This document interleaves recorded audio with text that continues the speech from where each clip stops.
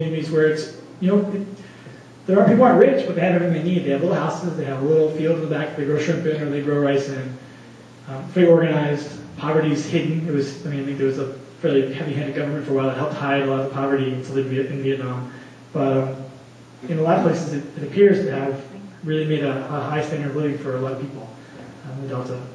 These are river communities similar to like in Cambodia. Because a lot of the Cambodians I knew were actually ethnically Vietnamese, the ones who live in the water, because the Vietnamese tend to be more water-based. You can see the big cities, sprawling cities. And then, again, French colonial architecture. Interspersed these 100-year-old homes that were now taken over by, Vietnamese business people or families of 30 people, with once French retreats. And still the same boat culture, living on the boats, throwbacks to what was there prior to some of the modernization of the area. And again, this is a place that we were sending, where southern Vietnam is where the Americans we had our strong base. And there's signs of that, but people treat you like, you're American, I'm a Vietnamese person, but obviously we don't hate each other. You don't hate me, I don't hate you. The same way in the Arctic, how I felt people would treat you as people all the time, and that was one of the most inspiring parts of the year. Was always being treated like a human being, not like a X, Y, or Z. And I love they herd ducks like herding cattle. They herd ducks across the Vietnamese Delta in these boats. They let the ducks out to graze, and they put them back in the boat, go another 5 miles, let them out again. Hundreds of ducks in every truck, thousands of ducks. And then here I made it. This is where the Mekong sort of filters down to the ocean, the Big Delta, where I had to end. I felt after being on the Mekong for so long, I had to see where it hit the ocean.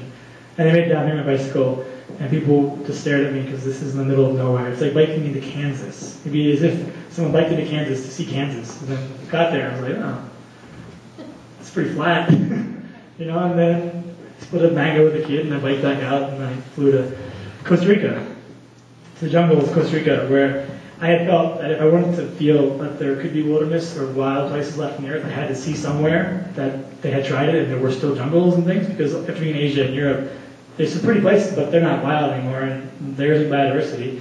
So I went to Costa Rica, because theoretically they do it right. That's what I was always told. It's the place you go to see, wilderness and jungles.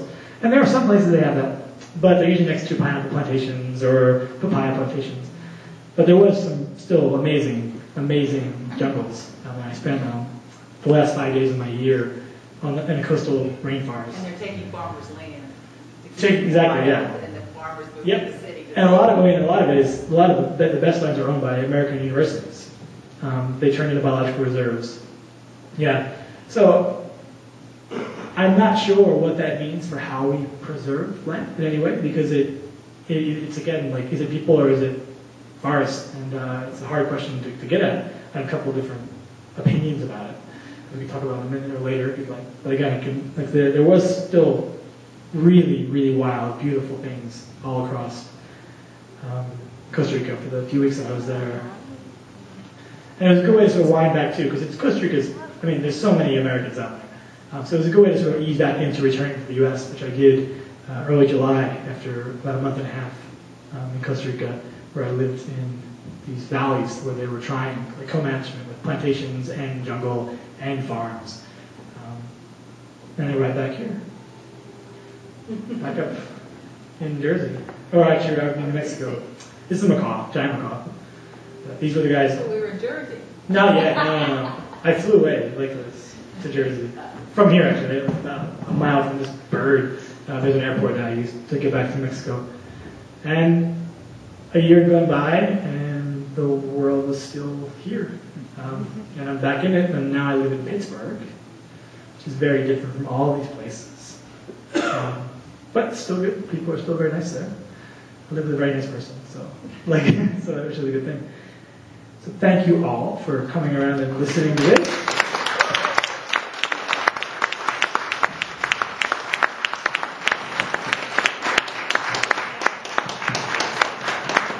If you guys want, it's just about an hour since we started. If people want to get up and get coffee, or anyone has questions, or chit chat, or whatever, it'd be great. I want to thank first Aletto's for letting us come here every year.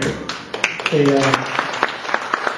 doing the space, and Just, I mean, at the back window, we have a nice view of our local water. We have an impounded part of the Big Timber Creek that would be nice if it was running free, but then we wouldn't have the great view of the back of Aletta's. But it'd still be nice. Someday we can have free-flowing rivers in South Jersey again, maybe. But yeah, so thanks to Aletta's and Old Pine Farm for letting me come up here and chat, and for everyone who helped be a part of this before, during, and after.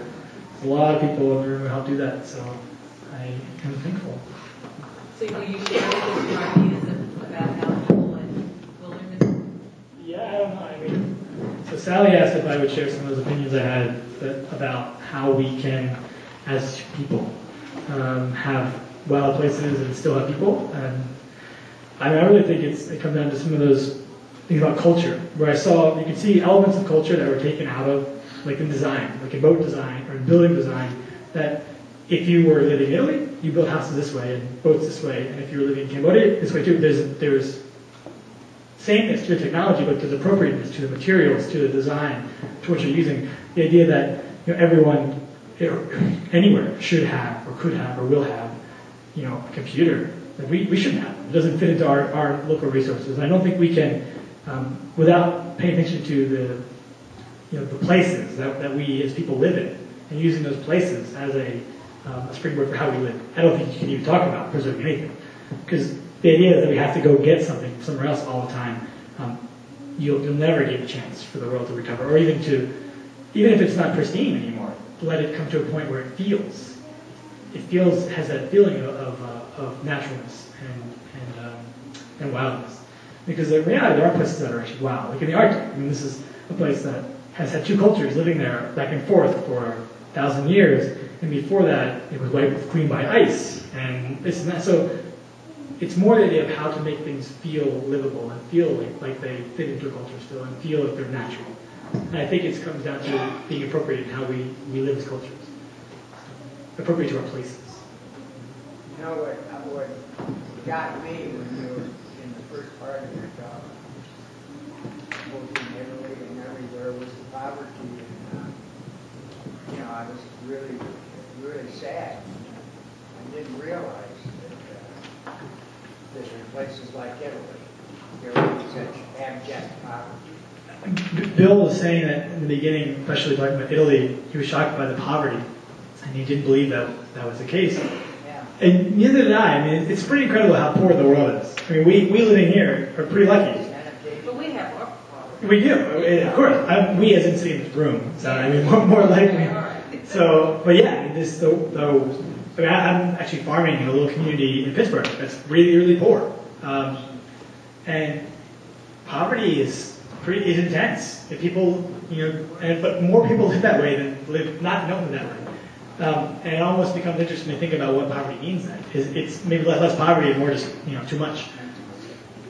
Me too, Bill. I